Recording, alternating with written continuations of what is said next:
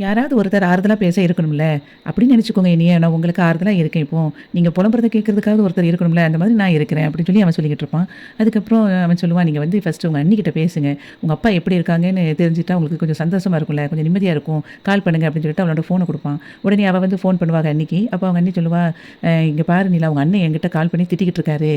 நீ வந்து இப்படி போனதுக்கு நான் தான் காரணம் அப்படின்னு வீட்ல எல்லாரும் நெனச்சிட்டு இருக்காங்க."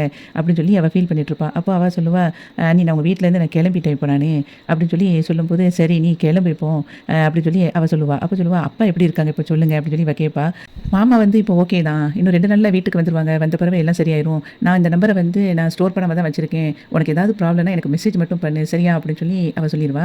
உடனே சரி நீ அப்படின்னு சொல்லி ஃபோன வச்சுருவா. வச்ச பிறகு சொல்லுவா, "பார்த்தீங்களா எனக்கு என் நிலைமை என்னன்னே தெரியல. இப்ப என் வாழ்க்கை எத நோக்கி போயிட்டு இருக்குன்னே தெரியல" அப்படின்னு சொல்லும்போது, "ஒண்ணும் பிரச்சனை இல்ல. இப்ப சென்னைய நோக்கி போய்க்கிட்டு இருக்கோம். அவ்வளதான். நம்ம சென்னைக்கு போயிருவோம். போன பிறகு நீங்க நெனச்ச மாதிரி என்னலாம் ஆகணும்னு நெனைக்கிறீங்களோ நல்லா படிச்சு அந்த லெவலுக்கு வாங்க" அப்படின்னு சொல்லி அவன் சொல்லுவான். உங்களோட ஆம்பிஷன வந்து நிறைவேறி நீங்க பெரிய ஆள் ஆகணுங்கிறதுக்காக தான் இதெல்லாம் நடக்குதுன்னு நெனச்சுக்கோங்க. நீங்க அத பத்தி கவலையப்படாதீங்க அப்படின்னு சொல்லிட்டு, "சரி கார ஸ்டார்ட் பண்ணுவோமா?" அப்படின்னு சொல்லி கேட்பான். உடனே சரி அப்படின்னு சொன்ன உடனே அவங்க கிளம்ப ஆரம்பிச்சுருவாங்க. அப்போ ஊர்ல வந்து சேரனும், பல்லவனும் சேர்ந்து ஒவ்வொருத்தர்ட்டயும் போயி என் தம்பிக்கு ரிசப்ஷனு அப்படின்னு சொல்லிட்டு இருப்பாங்க. அப்போ எல்லாரும் சொல்லுவாங்க, "ஏன் உன் தம்பி பொண்டாட்டி வந்து ஊர விட்டு போயிட்டான்னு கேள்விப்பட்டேன். கண்டிப்பா நடக்குமா?"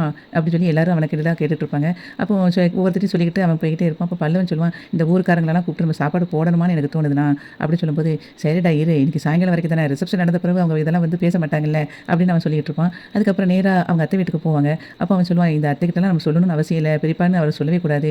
இவங்க 2 பேரும் நமக்கு என்னலாம் பண்ணியிருக்காங்க" அப்படின்னு சொல்லிட்டு பல்லவன் சொல்லுவான். சேரன் சொல்லுவான், "நீ இருடா, இனிமே வந்து எல்லாமே மாறும். இப்ப வந்து நம்ம சோழன் வந்து இப்ப கல்யாணம் முடிச்சிட்டான்ல, அதனால இனிமே அந்த மாதிரிலாம் பேச மாட்டாங்க.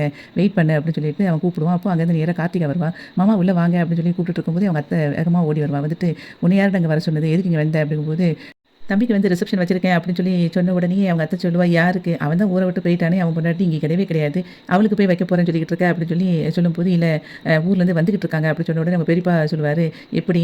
அவன் உயிரோட வருவானா? இல்ல உயிரோட இருக்கான்னு கூட உனக்கு தெரியாது. அவன் வருவான்னு நீ எப்படி நம்பிக்கிட்டு இருக்க?" அப்படின்னு சொன்ன உடனே இவன் மனசு கஷ்டமாயிரும் சேரனுக்கு. இப்போ பல்லவனுக்கு பயங்கர கோவமா வரும்.